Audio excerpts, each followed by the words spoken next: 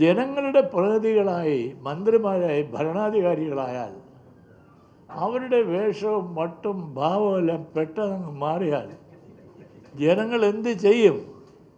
അതാണ് ഈ പാർലമെൻറ്റ് നമ്മുടെ ഇലക്ഷൻ കമ്മീഷനോട് നമുക്ക് ശുപാർശ ചെയ്യാനുള്ളത്.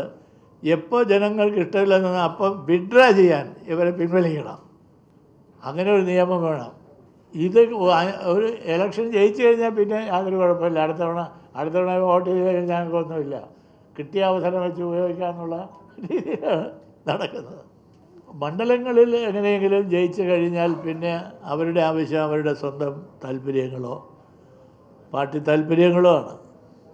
പാർട്ടിക്ക് താല്പര്യമാകാം, ഞാൻ അതിനൊന്നും എതിരൊന്നുമല്ല. പക്ഷേ പാർട്ടിക്ക് അതീതമായി ജനങ്ങളുണ്ട് എന്ന് കാണുന്നവനല്ലേ യഥാർത്ഥത്തിൽ ഒരു ദേശത്തിന് ജനാധിപത്യത്തിൽ അതല്ലേ.